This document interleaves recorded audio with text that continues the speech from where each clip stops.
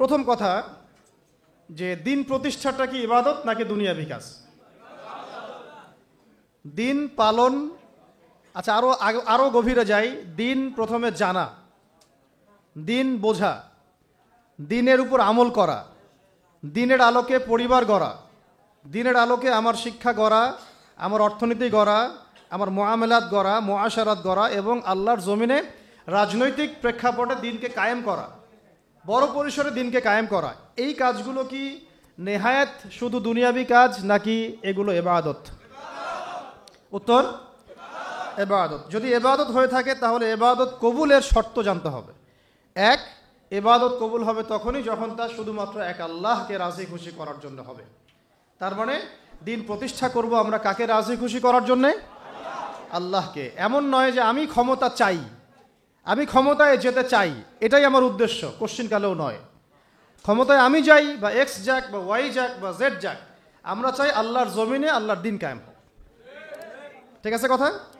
ওকে। Second কথা হচ্ছে যে দিন কায়েম যদি ইবাদত হয় তাহলে দ্বিতীয় বিষয় হচ্ছে এই ইবাদতটা তখনই কবুল হবে যখন তা নবী মুহাম্মদ সাল্লাল্লাহু আলাইহি ওয়াসাল্লামের সুন্নাহ মোতাবেক হবে।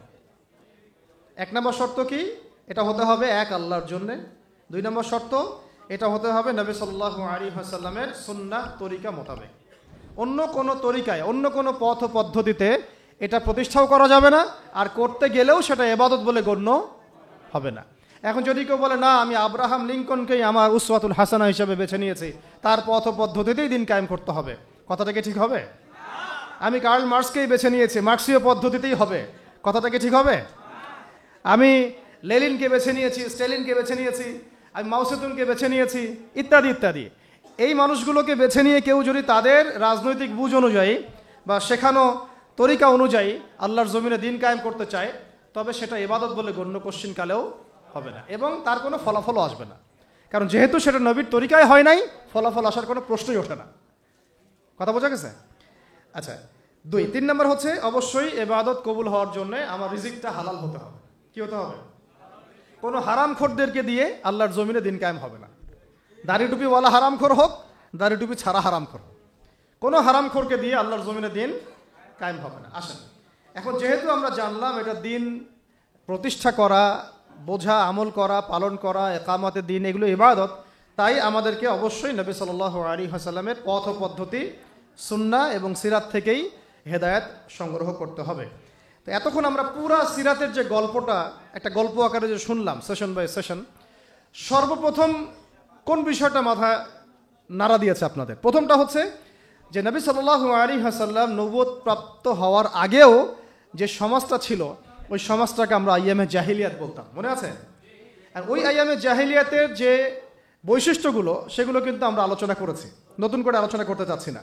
তাহলে বুঝতে পারলাম ওই জাহিলিয়াতগুলো এখনও সমাজে বিদ্যমান আছে, সেগুলো এখনও পুরোপুরি তো দূর হওয়া অনেক দূরের কথা, বরং ওই জাহিলিয়াতগুলো আগের চাইতেও ভয়ঙ্কর রূপে ফিরে এসেছে আর কি।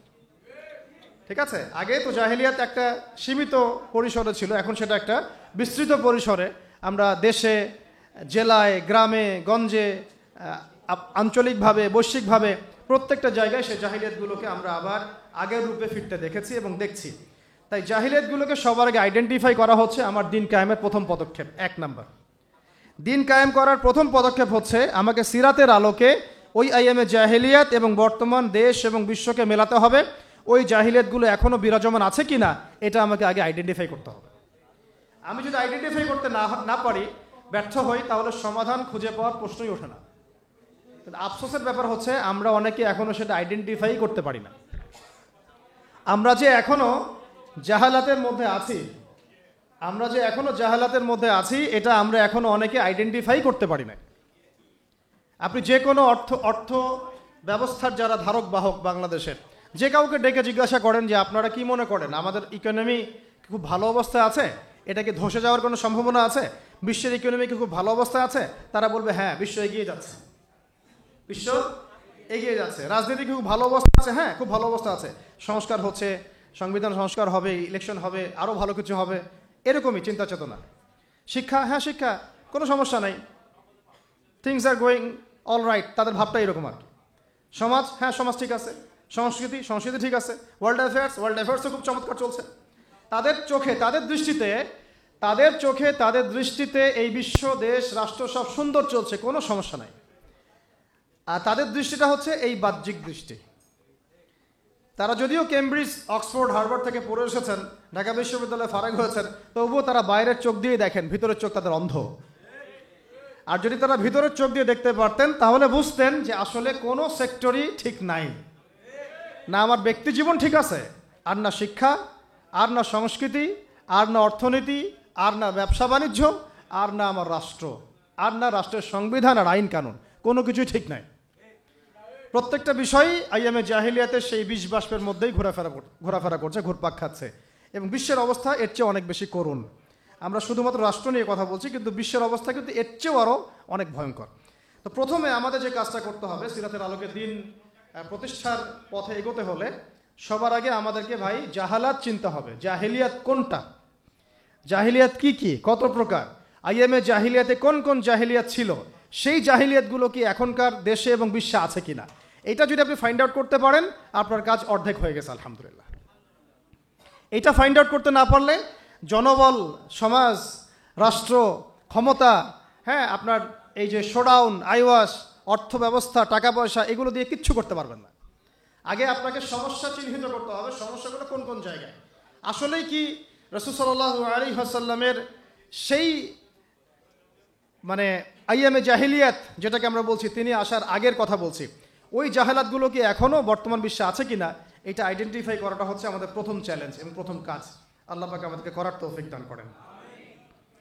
দ্বিতীয় বিষয়টা হচ্ছে, খেয়াল করে দেখুন সিরাতের আলোকে, যখন এটা স্পষ্ট হয়ে গেছে যে একটা সমাজ জাহেলি, একটা সমাজ অন্ধকারাচ্ছন্ন, তখন আল্লাহ রাব্বুল আলামিন সেই সমাজটাকে সংস্কার করার জন্যে তার পক্ষ থেকে একজন রাসূল পাঠিয়েছেন। অ্যাজ এ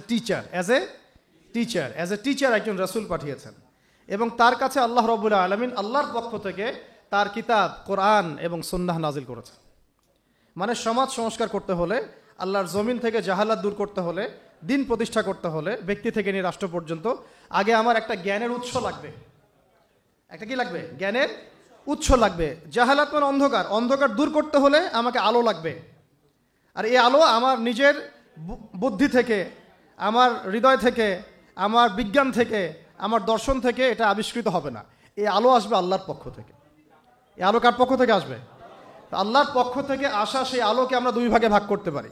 একে তো আমাদের নবী সাল্লাল্লাহু আলাইহি ওয়াসাল্লাম নিজেই সেই আলো, সুবহানাল্লাহ, এবং তার উপরে এসেছে আল্লাহ পাকের পক্ষ থেকে আল কোরআনুল কারীম এবং নবীর সুন্নাহ।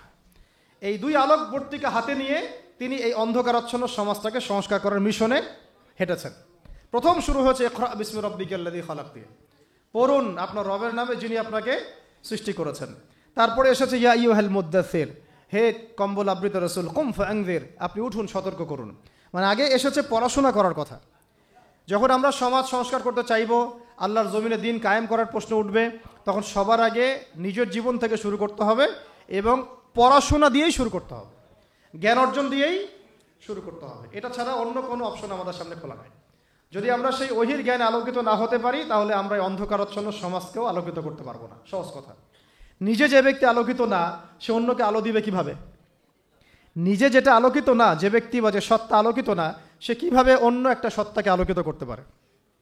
তাই সবার আগে আমাদের প্রয়োজন আল্লাহ পাকের ওহির জ্ঞানের চর্চা বাড়িয়ে দেওয়া। আল্লাহ পাক তৌফিক দান করেন। এবং সেই ওহির জ্ঞানে আলোকিত হয়ে নিজেও এর উপরে আমল করা, আমার পরিবারটাকে সেভাবে গড়া, এবং আমার যতটুকু পর্যন্ত আল্লাহ পাক আমাকে ক্ষেত্র দিয়েছেন সেখানেই আলোকে ছড়ায় দেওয়া। ইনশাআল্লাহ এভাবে আস্তে আস্তে সমাজ আলোকিত হবে ইনশাআল্লাহ। তাহলে আমরা সিরাতের আলোকে দিন কায়েমের পথে অন্যতম একটা নিয়ামক হিসাবে পাচ্ছি ওহির জ্ঞান, ওহির জ্ঞানের চর্চা, সেই জ্ঞান শেখা, সেই জ্ঞানের প্রচার করা, প্রসার ঘটানো এবং তার উপরে আমল করা। আল্লাহ পাক বোঝার তৌফিক দান করেন। 3 নম্বর বিষয়টা হচ্ছে কোন সাহাবী, তাবেঈ, তাবে তাবেঈ কেউই কিন্তু দেখবেন যে একা একা কখনো চলেন নাই, একা একা দিনকে শেখেনও নাই। একা একা চলা তো বহু দূরের কথা, একা একা দিনকে তারা শেখেনও নাই।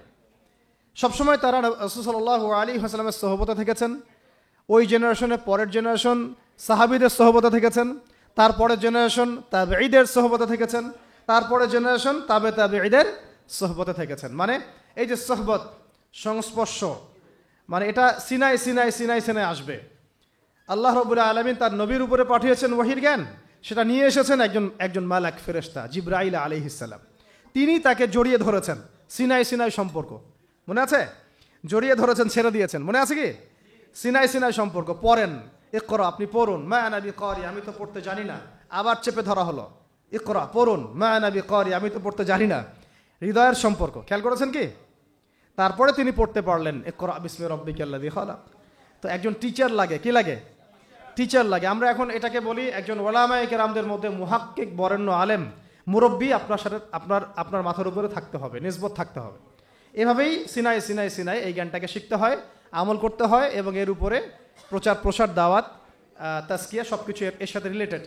আল্লাহ পাক আমাদের সবাইকে যেন এরকম বরেণ্য ওস্তাদ দান করেন। আমি 3 নম্বর এটা বিষয় যে একা একা আমার চলা যাবে না, আমাকে ঐক্যবদ্ধ থাকতে হবে এবং আমার মাথার উপরে অবশ্যই বরেণ্য আলেমদের একটা ছায়া থাকতে হবে। অন্তত একজন মুরব্বী আলেম মাথার উপরে রাখা অবশ্যই জরুরি। আল্লাহ পাক তৌফিক দান করেন। আমি 4 নম্বর বিষয়টা খেয়াল করে দেখুন, আমি জাস্ট পয়েন্ট আকারে শেষ করতেছি।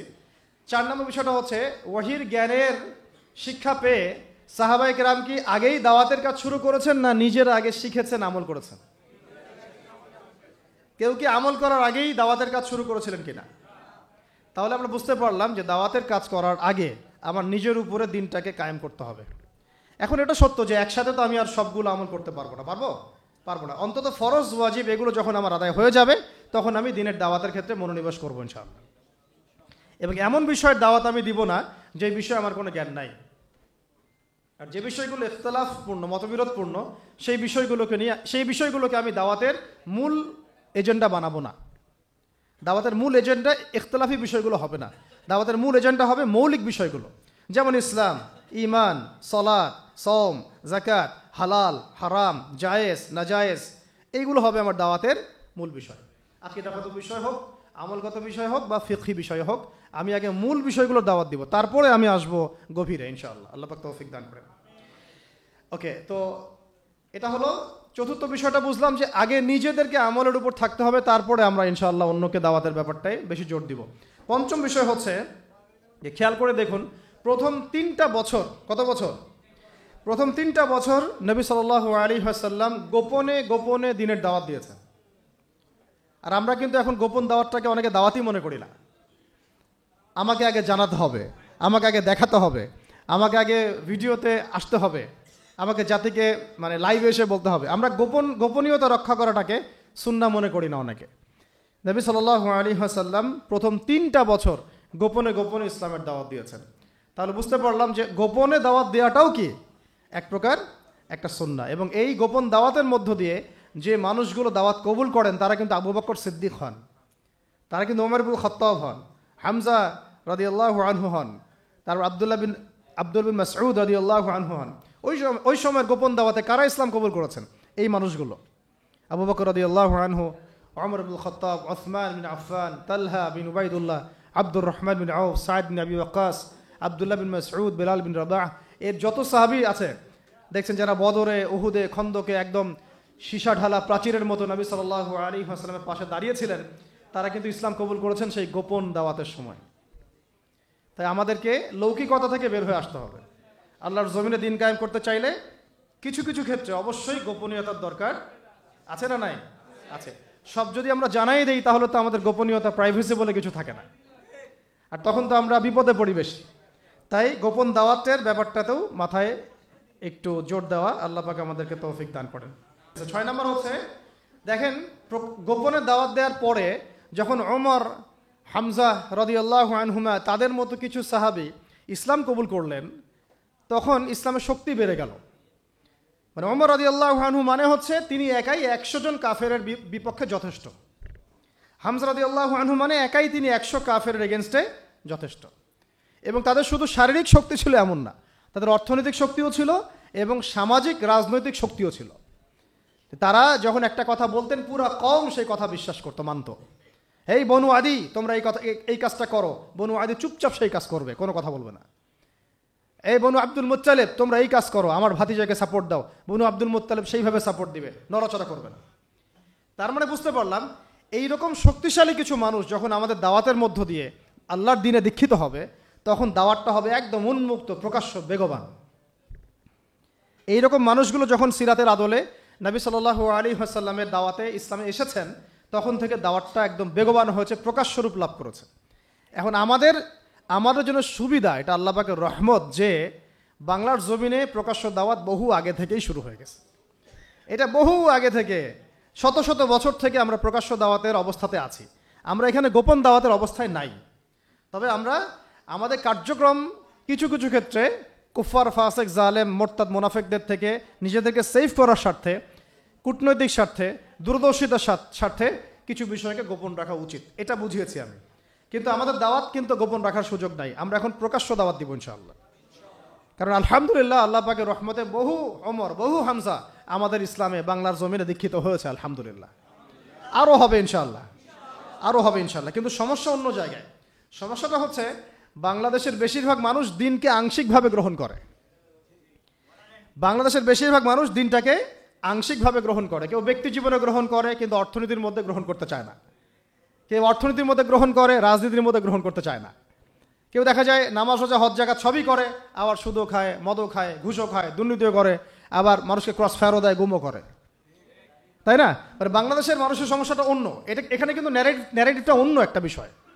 এখানে কিন্তু বিষয়টা এমন না যে একবার লা ইলাহা ইল্লাল্লাহ মুহাম্মাদুর রাসূলুল্লাহ পড়েছে মানে সে একদম আবু বকর হয়ে গেছে, নাউযুবিল্লাহ। ব্যাপারটা কিন্তু এমন না। এখানে বহু মানুষ লা ইলাহা ইল্লাল্লাহ মুহাম্মাদুর রাসূলুল্লাহ পড়ার পরেও আব্দুল্লাহ বিন উবাইয়ের অনুসারী হয়ে বসে আছে। বুঝাতে পারছি কথা? তা আমাদের দেশের প্রেক্ষাপটটা আবার কিন্তু ভিন্ন। এটা কিন্তু সিরিয়া না, এটা কিন্তু আফগান না, যে আপনি এখানে একজন কালিমা পড়া মুসলিমকে চোখ বন্ধ করে বলতে পারেন যে সে ব্যক্তি জান্নাতের সার্টিফিকেট প্রাপ্ত, নাউযুবিল্লাহ। চোখ বন্ধ করে বলতে পারেন সে প্রকৃত মানে বিশুদ্ধ আকীদার অনুসারী, বিশুদ্ধ মানহাজের অনুসারী। চোখ বন্ধ করে আপনি বলতে পারবেন না, যদিও সে ব্যক্তি লা ইলাহা ইল্লাল্লাহ পড়েছে। বাংলাদেশের সমস্যাটা ডিফারেন্ট, কারণ এখানে দর্শনগত, আদর্শগত কিছু প্রবলেম আছে। তার মধ্যে একটা প্রবলেম হচ্ছে সেকুলারিজম। বহু মুসলমান কালিমা পড়েও সেকুলার হয়ে বসে আছে। অনেকে মুসলিম নাম হয়ে সাতেম হয়ে বসে আছে। অনেকে মুসলিম নামধারী, তারা দেখা যায় সুদখোর হয়ে বসে আছে। অনেকে মুসলিম নামধারী তাগুত হয়ে বসে আছে। কে বসে আছে? তাগুত হয়ে বসে আছে। বহু মুসলিম নামধারী কখন যে মুরতাদ হয়ে গেছে নিজেই জানে না। কখন যে মুরতাদ হয়ে গেছে সে নিজেই জানে না। তো বাংলাদেশের এই ন্যারেটিভের সমস্যাটা কিন্তু অন্যরকম। এখানে আপনি কালিমা পড়া কোনো মুসলমানকে চোখ বন্ধ করে বলতে পারতেছেন না যে একেবারে পাক্কা মুসলমান। তাই এখানে আমাদের দাওয়াতটাকে আবার অন্যভাবে পেশ করতে হবে, যে এখানে লা ইলাহা ইল্লাল্লাহ মুহাম্মাদুর রাসূলুল্লাহ এর পরিপূর্ণ এবং বিশুদ্ধ দাওয়াতটাকে আরও বেশি বেগবান করতে হবে। এরপরে সমাজ আলাদা হয়ে যাবে কাফেরদের শিবিরে, মোনাফেকদের শিবিরে, মুসলিমদের শিবিরে। তখন আপনি যে তাওহীদপন্থী খাঁটি মানুষদেরকে পাবেন, এরাই ইনশাআল্লাহ সেই ব্যক্তি যাদের দ্বারা আল্লাহ পাক আল্লাহর জমিনে দিন কায়েম করাবেন ইনশাআল্লাহ। বুঝতে পারছি কথা কি? এখানে কিন্তু একটু ডিফারেন্ট একটা ইস্যু আছে। এটা অনেকে আমরা বুঝি না। আমরা মনে করি যে ওই ভাই তো নামাজ পড়ে, সমস্যা কোথায়? ওই ভাই তো দেখি আমার সাথে মিছিল করলো, সমস্যা কোথায়? সমস্যা অন্য জায়গায়। সমস্যা হচ্ছে আকীদাগত সমস্যা, মানহাজগত সমস্যা এবং দিন কায়েমের পদ্ধতি নিয়ে সমস্যা। সমস্যা হচ্ছে ইসলামকে পূর্ণাঙ্গ হিসেবে সে গ্রহণ করছে নাকি আংশিক হিসেবে গ্রহণ করে, এটা নিয়ে সমস্যা। সমস্যা হচ্ছে সে কি মুসলিম হয়েও সেকুলার, মুসলিম হয়েও ডেমোক্রেটিক, মুসলিম হয়ে কি কমিউনিস্ট, মুসলিম হয়ে কি ন্যাশনালিস্ট, এইগুলো নিয়ে সমস্যা। তা আমাদেরকে একদম পাক্কা মুসলমান হইতে হবে আগে। মানে আমাদের সামনে আছে আল কোরআন, আমাদের সামনে আছে নবীর সুন্নাহ, আমাদের সামনে আছে রাসূলুল্লাহ সাল্লাল্লাহু আলাইহি ওয়াসাল্লামের সিরাত এবং সাহাবীদের উসওয়া এবং মানহাজ। এর বাইরে আমরা কিছু নিচ্ছি না ইনশাআল্লাহ। এর সাথে যা মিলবে তা নিব, যা মিলবে না তা নিব না, খালাস। এর সাথে যা মিলবে তা নিব, যা মিলবে না নিব তো নাই, ছুঁড়ে ডাস্টবিনে ফেলে দিব। এই হলো একটা সমস্যা। তো আমাদেরকে এভাবে দাওয়াতটাকে বেগবান করতে হবে। প্রকৃত ইসলামের পূর্ণাঙ্গ দাওয়াত, দুটো শব্দ শুনে যান, প্রকৃত ইসলামের পূর্ণাঙ্গ দাওয়াত, এইটাকে বেগবান করতে হবে। আল্লাহ পাক তৌফিক দান করেন। এবং ইনশাআল্লাহ এই দাওয়াত যখন বেগবান হবে তখন বহু হামজা এবং ওমর ইসলামে দীক্ষিত তো হবেই, পাশাপাশি সাহাবীদের মতো আমাদের উপর নির্যাতন নিপীড়নও আসবে। কথা বুঝতে পারছেন? এটাও সিরাত থেকে শিখলাম যে সাহাবায়ে কেরাম যখন প্রকাশ্যে দাওয়াত দেওয়া শুরু করেছেন তখন তো ইসলাম নিয়ে এত মতভেদ নাই, আছে? তখন তো ইসলাম বলতে কেউ মুরজি আকীদা বুঝতেছে না, খারেজি আকীদা বুঝতেছে না, শিয়াইজম বুঝতেছে না। ওখানে তো মুতাজিলা ফেরকা নাই, ওখানে তো কাদিয়ানির ফিতনা নাই, ওখানে তো ইসাই মুসলিমের ফিতনা নাই, ওখানে তো গণতন্ত্র নাই, ওখানে তো ডেমোক্রেসি, আপনার সেকুলারিজম নাই, কমিউনিজম নাই, জাতীয়তাবাদ নাই, আছে এগুলা? মক্কায় কি এগুলো ছিল? মক্কায় আবু জেহেলদের আইয়ামে জাহিলিয়াত ছিল, আবু জেহেলদের জাহালাত ছিল, কিন্তু এই যুগের আবু জেহেলদের জাহালাত মক্কায় ছিল না। বুঝতে পারিনি কথাটা? মক্কায় অরিজিনাল আবু জেহেলদের জাহালাত ছিল, কিন্তু বর্তমান সময়কার আধুনিক আবু জেহেলদের জাহালাত মক্কায় ছিল না। এই জন্য এগুলো আমাদেরকে ফেস করতে হচ্ছে। এগুলো কাদেরকে ফেস করতে হচ্ছে? আমাদেরকে ফেস করতে হচ্ছে। এটাই হচ্ছে আমাদের পরীক্ষা। সবাইকে আল্লাহ পাক পরীক্ষা নেবেন, যার যার সময় সেভাবে পরীক্ষা নেবেন। আল্লাহ পাক আমাদেরকে যেন পরীক্ষায় পাশ করার তৌফিক দান করেন। এই দাওয়াতটা যখন বেগবান হয়েছে, তখন কিন্তু ওই যে উতবা, সাইবা, আবু জেহেল, আবু লাহাব একদম সাহাবীদের উপর নির্মম নির্যাতন শুরু করেছে। প্রথমেই কি সাহাবীরা অস্ত্র হাতে নিয়েছিলেন? উত্তর হচ্ছে না। প্রথমে সাহাবায়ে কেরাম মুখ দিয়ে প্রতিবাদ করেছেন, কখনো কখনো কথা দিয়ে প্রতিবাদ করেছেন, কখনো কখনো মানে গোত্রীয় সাপোর্ট দিয়ে প্রতিবাদ করেছেন, কখনো কখনো আপনার ধৈর্য ধরেছেন, মার খেয়েছেন, গালি খেয়েছেন, কখনো বা প্রয়োজনে হিজরতও করেছেন। কি করেছেন? প্রয়োজনে হিজরতও করেছেন। আবিসিনিয়াতে হিজরত হয়েছে, কখনো মদিনায় হিজরত হয়েছে, এমনকি আমাদের নবীজি নিজেও তায়েফে গিয়েছেন হিজরতের উদ্দেশ্যে। আবার তায়েফবাসী যখন সাহায্য করে নাই, নবী সাল্লাল্লাহু আলাইহি ওয়াসাল্লাম পরের বছর এসে কোথায় গিয়েছেন? মদিনায় হিজরত করেছেন। কেন মদিনায় হিজরত করেছেন? কারণ মদিনায় আল্লাহ রাব্বুল আলামিন তরুণ কিছু সাহাবীকে তৈরি করে দিয়েছিলেন, আলহামদুলিল্লাহ, আনসার এবং মুহাজিরদের মধ্য থেকে। তখন যখন মদিনায় হিজরতের পরিবেশ সৃষ্টি হয়েছে, তখনই সাহাবীদেরকে নিয়ে নবী সাল্লাল্লাহু আলাইহি ওয়াসাল্লাম মদিনায় হিজরত করেছেন। তো দিনের ইকামতের ক্ষেত্রে যদি হিজরতের প্রশ্ন আসে, সেইটাও আমাদের মাথায় রাখতে হবে, সেটা মাথায় রাখতে হবে। যদি দেখা যায় বাংলার জমিনে কাজ করতে করতে করতে করতে কিচ্ছুই করতে পারতেছেন না আপনারা, ঘুরে ফিরে সেই রাম, সেই বাম, সেই প্রগতিশীল, সেই সুশীল, সেই এক বোতলের মদ আরেক বোতলে, আরেক বোতলের মদ আরেক বোতলে, সেই ঘুরে ফিরে তাগুত, সেই কাফের, সেই মোরতাদ, তখন কি করবেন? তখন আপনি কি করবেন? তো তখন তখন দেখলেন যে আচ্ছা, এর চাইতে না হয় ওই জায়গাটা অনেক বেশি সেফ অ্যান্ড সাউন্ড এবং সিকিউর, যেখানে আমি পূর্ণাঙ্গ স্বাধীনভাবে দিন পালন করতে পারবো, তো ওইটা বেটার চয়েস। ওইটা হবে কি একটা বেটার চয়েস। কিন্তু আমরা যেটা বলি যে আমরা ততক্ষণ পর্যন্ত লড়বো যতক্ষণ পর্যন্ত না এই জমিনে দিন কায়েম করছি। কারণ কারণ অন্য জায়গায় যে ভাইরা আছেন, সেই ভাইরা তাদের মতো করে কাজ করেছেন, করে যাচ্ছেন। তাদের কিন্তু আমাদেরকে প্রয়োজন নাই, তাদের কিন্তু আমাদেরকে প্রয়োজন আসলে নাই। তারা কিন্তু তাদের জায়গায় ঠিকই কাজ করছেন। আমাদের নিজেদেরই প্রয়োজন নিজেদেরকে। আমরাই এখন ঐক্যবদ্ধ হতে পারি নাই, এক প্ল্যাটফর্মে আসতে পারি নাই, সত্য মিথ্যা স্পষ্টই করতে পারি নাই। আমরা এখন পর্যন্ত হক বাতিলের সাথে এই লড়াইয়ে আমরা এখনো সামনের কাতারে আসতেই পারি নাই। নিজের অবস্থান স্পষ্ট করতে পারি নাই, নিজের আকীদা স্পষ্ট করতে পারি নাই, আমাদের মানহাজ স্পষ্ট করতে পারি নাই, দিন কায়েমের রূপরেখা স্পষ্ট করতে পারি নাই। আমরা কি চাই সেটাই জনগণকে বোঝাতে পারি নাই কেউ কেউ। তো যারা কাজ করা তারা তো করছে। কথা হচ্ছে আমি আমার অঞ্চলে কি করছি। কথা হচ্ছে কি আমি বা আমরা আমাদের অঞ্চলে দিন কায়েমের জন্য কি করছি, আমাদের কর্মসূচি কি, আমাদের পদক্ষেপ কি, আসলে কি করছি আমরা, নাকি সব ভার্চুয়ালি করছি, হাওয়ায় হাওয়ায় করছি, আসলে বাস্তবে তেমন কোনো ইম্প্যাক্ট নাই। আসলে বিষয়টা কোনটা, এইগুলো নিয়ে আমাদেরকে ভাবতে হবে। আল্লাহ পাক আমাদের সবাইকে সিরাতের আলোকে আমাদের জমিনে কাজ করার তৌফিক দান করেন। এরপরে তো বললাম সাহাবীরা হিজরত করেছেন। যদি দেখেন যে কোনোভাবেই কোনো কিছু হচ্ছে না, তো আপনার কাছে অনেক অপশন আছে, যদি সেই সুযোগ থাকে। এখন তো জাতীয়তাবাদের বেড়া জালে এমনভাবে বিশ্বকে মানে অক্টোপাসের মতো চেপে ধরা হয়েছে যে আপনি চাইলে একটা মুসলিম কান্ট্রিতে যেতেও পারবেন না। পারবেন? কত প্রসেসিং, তখন তো উল্টা নিজের কাঁধে বিপদ ডেকে নিয়ে আসবেন আপনি। নিজের উপকার করতে গিয়ে মানুষেরই ক্ষতি করে ফেলবেন আপনি, এমনও হইতে পারে। আল্লাহ না করুন। কথা হচ্ছে আমরা সিচুয়েশন বুঝে, অবস্থা বুঝে পদক্ষেপ নিব ইনশাআল্লাহ। তবে এই দাওয়ার ব্যাপারটা কখনোই থেমে থাকবে না, দাওয়ার ব্যাপারটা কখনো থেমে থাকবে না। যা হোক হয়ে যাক, দাওয়াত চলতে থাকবে ইনশাআল্লাহ। এবং দাওয়াত যদি পূর্ণাঙ্গ হয় এবং পরিপূর্ণ হয়, তাহলে কি আসবে? সাহাবায়ে কেরামদের মতো বাধা বিপত্তি আমাদের উপরে আসতে পারে। যদি এসে যায় সেক্ষেত্রে আমাদেরকে সবর করতে হবে, কখনো কখনো হিকমা অবলম্বন করতে হবে, কিন্তু মাঠে টিকে থাকতে হবে, মাঠে টিকে থাকতে হবে। আল্লাহ পাক আমাদেরকে টিকে থাকার তৌফিক দান করেন। এরপরে খেয়াল করে দেখেন সিরাতের আলোকে সাহাবায়ে কেরাম এক পর্যায়ে চলে গেলেন কোথায়? মদিনায়। কোথায়? তার মানে কোনো অবস্থাতেই যখন মক্কায় টিকতে পারলেন না তারা, বাধ্য হয়ে তারা কোথায় চলে গেলেন? কার নির্দেশে? আল্লাহর নির্দেশে। কেন গেলেন? কারণ মদিনায় কিছু তরুণ সাহাবী আওস ও খাজরাজ গোত্রে তারা ইসলাম কবুল করেছেন। সুবহানাল্লাহ। প্রথম দফায় 6 জন, তারপর 12 জন, তারপর 75 জন। কতজন? এবং এই 75 জন কিন্তু ভাই যেমন তেমন মানুষ ছিলেন না। এই 75 জন ছিলেন তৎকালীন সময়ে ওই অঞ্চলের, অর্থাৎ ওই মদিনার ইয়াসরিবের, মদিনার নাম কি ছিল?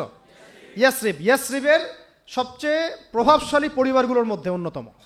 সাদ বিন মুয়াজ রাদিয়াল্লাহু আনহুর এক কথায় অনেক কিছু হতো। তারা কিন্তু যেমন তেমন ব্যক্তি ছিলেন না, XYZ ছিলেন না, তারা ছিলেন প্রভাবশালী ব্যক্তিত্ব। প্রভাবশালী ব্যক্তিত্ব। ধরেন মালয়েশিয়া একটা গভর্নমেন্ট আছে, ধরেন মালয়েশিয়ার গভর্নমেন্টের কি প্রভাব নাই? তিনি যদি বলেন যে আমরা বাংলাদেশ থেকে 100 জন দায়ীকে এখানে সিকিউরিটি একটা জায়গা দিব, পারেন কি না? তিনি কি পারেন কি না? তো এই কথাটা কি আমি বলতে পারবো? কারণ আমার সেই যোগ্যতা, সেই ক্ষমতা নাই। সাদ বিন মুয়াজ রাদিয়াল্লাহু আনহু ছিলেন ওই রকম একজন মানুষ, যিনি এভাবে বলতে পারতেন, ইয়া রাসূলুল্লাহ, আপনি আপনার সাহাবীদেরকে নিয়ে আমাদের অঞ্চলে চলে আসেন, কি হয় আমরা দেখবো ইনশাআল্লাহ। এইভাবে কি আপনাকে বলার মতো মানুষ কি আছে কিনা ডানে বামে? আপনার নিজের ঘরের মধ্যেই তো নাই। কথা হচ্ছে এই, সাদ বিন মুয়াজ রাদিয়াল্লাহু আনহুর সাথে আরেকজন সাহাবী আছেন, উনিও সাদ রাদিয়াল্লাহু আনহু। তো ওই সাদ রাদিয়াল্লাহু আনহু ছিলেন আরেকটা গোত্রের সর্দার আবার। তো এরকম বহু বরেণ্য সাহাবী, মুসআব বিন উমাইর রাদিয়াল্লাহু আনহু যখন হিজরত করে গিয়েছেন, তখন এই সাহাবীরা তাকে প্রোটেকশন দিয়েছেন, নিরাপত্তা দিয়েছেন, এবং তিনি নির্দ্বিধায় মদিনায় দাওয়াতের কাজ করতে পেরেছেন। তখনই কিন্তু 75টা ফ্যামিলি ইসলাম কবুল করেছেন। সুবহানাল্লাহ। এইরকম অনেক সাহাবী আনসারদের মধ্যে, মুহাজিরদের মধ্যে। কথা হচ্ছে যে হিজরত করতে পারলাম কখন? যখন আমরা দেখলাম একটা অঞ্চলের মাশাআল্লাহ বরেণ্য মানুষগণ, যাদেরকে ওই সমাজে মান্য করা হয়, তারা ইসলাম কবুল করেছেন। এ মুনাফিক মার্কা ইসলাম না, প্রকৃত ইসলাম।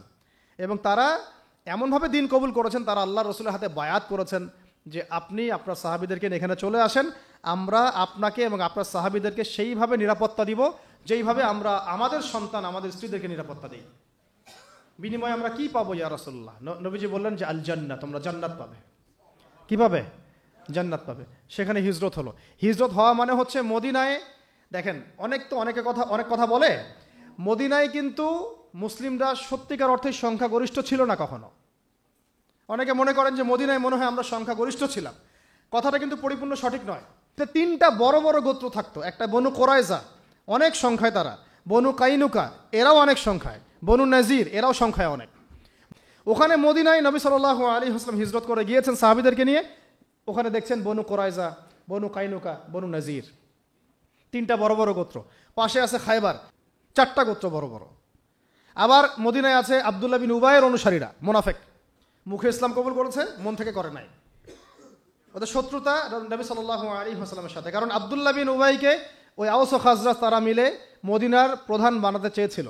নবী সাল্লাল্লাহু আলাইহি ওয়াসাল্লাম যখন সেখানে হিজরত করে গিয়েছেন, তখন তিনি হয়ে গেছেন অল ইন অল, একচ্ছত্ব অধিকারী। এই কারণে তার হিংসা, এই জ্বালান থেকে সে মুখে ইসলাম কবুল করলো, মন থেকে কখনো ইসলাম কবুল করে নাই। সে একা ছিল না, তার অনুসারী ছিল। ঠিক আমাদের সমাজের মুনাফিকরা কি একার অনুসারী আছে?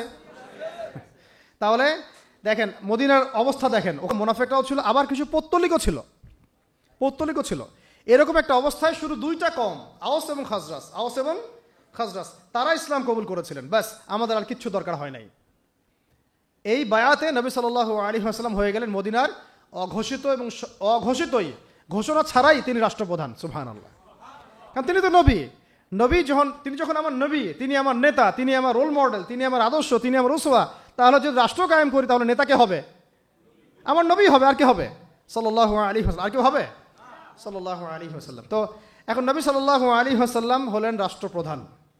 তার মানে আমাদের নবীজি নিজেও রাষ্ট্র কায়েম করেছেন, প্রমাণ হলো। তার রাষ্ট্রের মধ্যে অমুসলিমরা ছিল কি না? ছিল। তাদের অধিকার নষ্ট করা হয়েছে? এই রাষ্ট্রের মধ্যে আমরা কি সংখ্যাগরিষ্ঠ ছিলাম, নাকি ধরা যায় সমান সমান? ধরা যায় কি সমান সমান? একদম সংখ্যাগরিষ্ঠ নই আমরা, ওদের অনেক গোত্র আছে। তবু আমাদের যে আদর্শ, আমাদের যে আকীদা, আমাদের যে দিন, সেটাকেই সবচেয়ে প্রাধান্য দেওয়া হয়েছে। আমরা কি ওখানে ধর্ম যার উৎসব সবার করেছিলাম? বলেন। প্যাগোডাও গিয়েছি, খ্রিস্টানদের গির্জাতেও গিয়েছি, হিন্দুদের মানে ওই পৌত্তলিকদের পূজাতেও গিয়েছিলাম।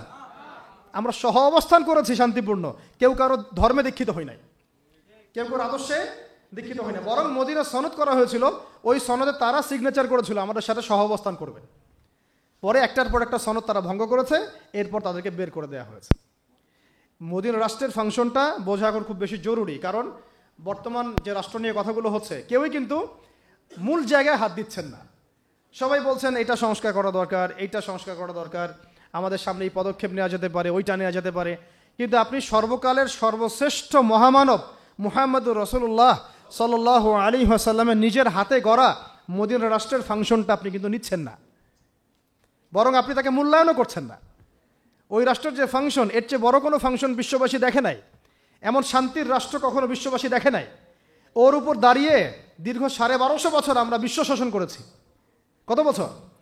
1250 বছর ওই রাষ্ট্র কাঠামোর উপর দাঁড়িয়ে উমর রাদিয়াল্লাহু আনহুর সেই 10 বছরের খেলাফত চলে গিয়েছে। কেউ এগুলো নিয়ে কথা বলছেন না। দেখি কার বুকে সাহস আছে, কে বলেন যে হ্যাঁ আমি মানবো। আপনাদের কথা বলছি না, যারা এগুলো ডিল করেন তাদের কথা বলছি। মানবে কারা? এই দাড়ি টুপি বলা কিছু মানুষ। কারা মানবে? এই দাড়ি টুপি বলা, পাগড়ি জুব্বা পরা কিছু মানুষ, যাদেরকে তারা বলে মৌলবাদী। কি বলে? যাদেরকে তারা বলে এরা হচ্ছে ধর্মান্ধ, এরা হচ্ছে তৌহিদি জনতা।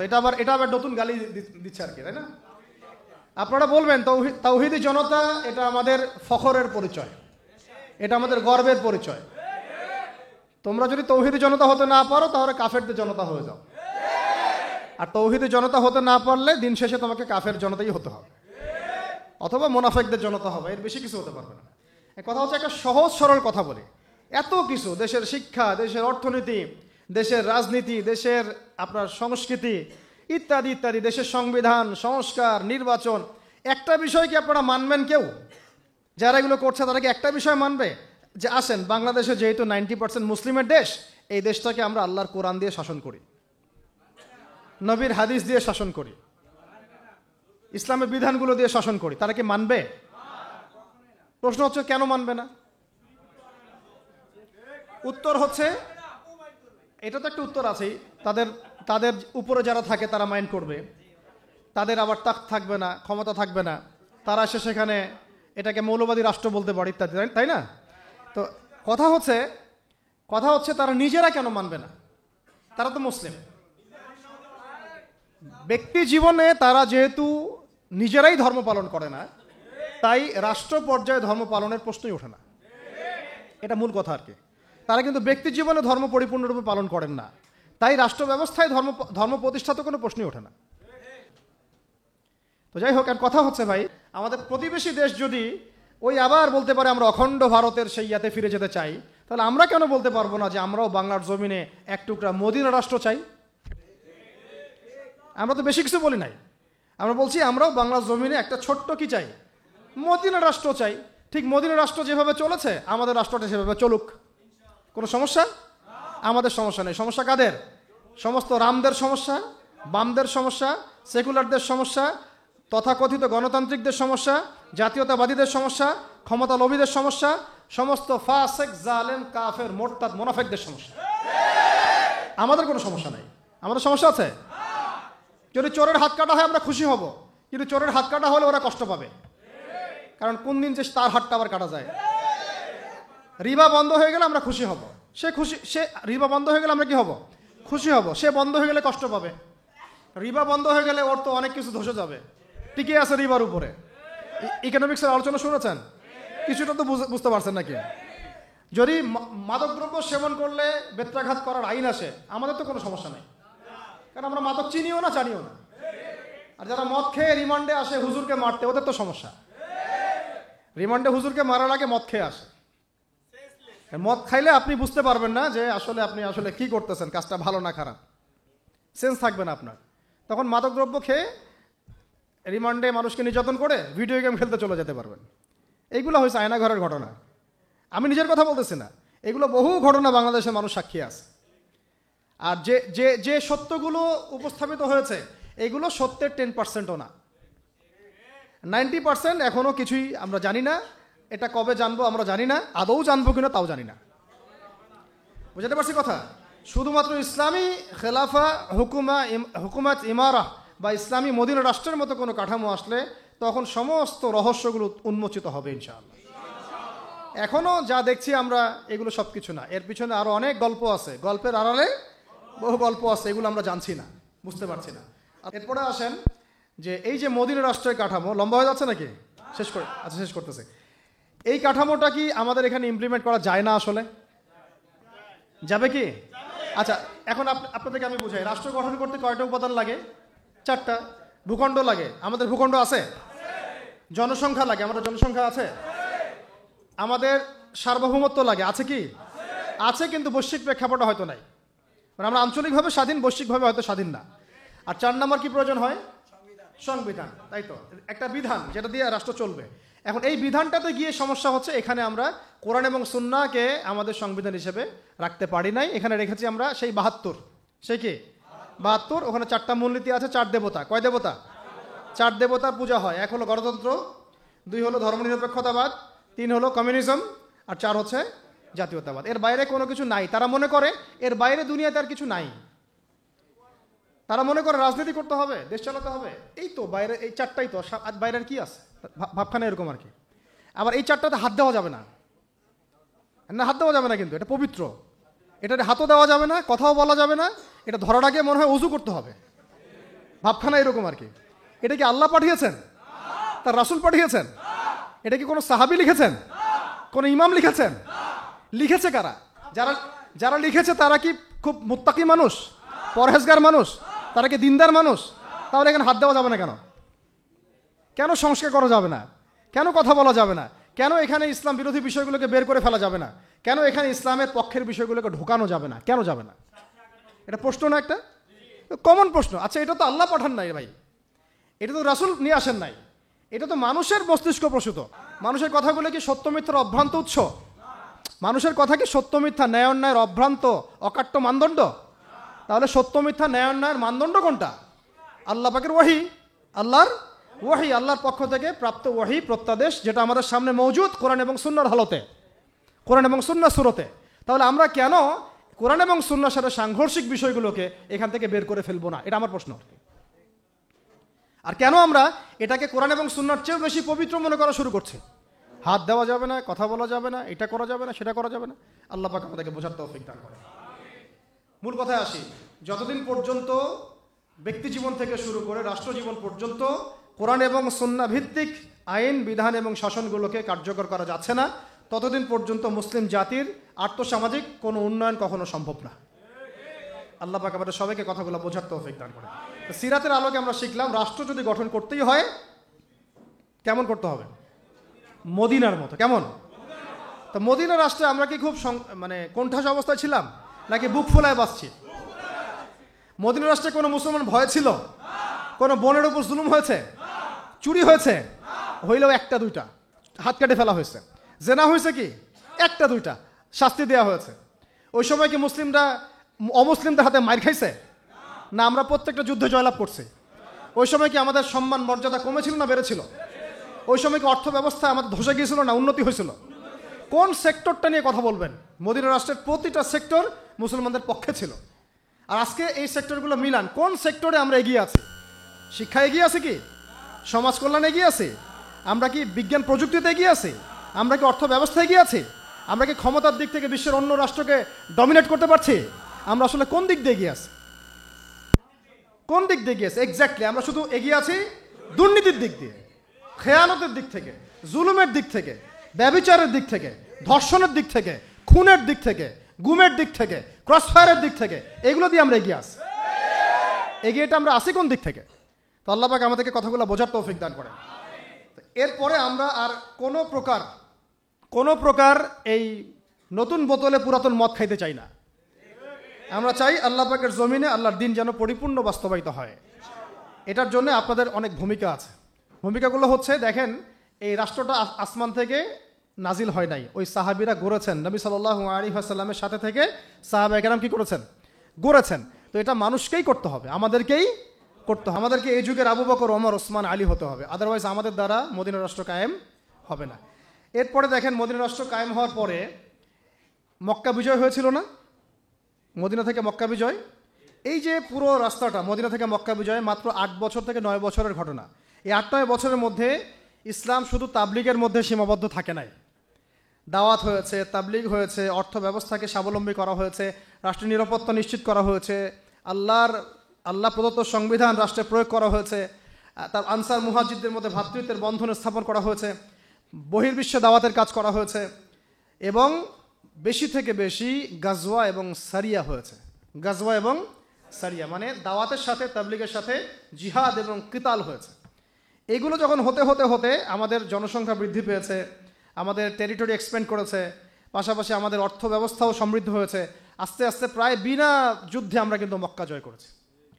তার মানে একবার মদিনা রাষ্ট্র তৈরি করতে পারলে মক্কা বিজয় করাও সম্ভব। আর মক্কা বিজয় করতে হলে আপনাকে মদিনা রাষ্ট্র গঠন করতেই হবে, আদারওয়াইজ আপনি বিশ্বজয় করতে পারবো না। আমরা বিশ্বজয় করতে পারবো না।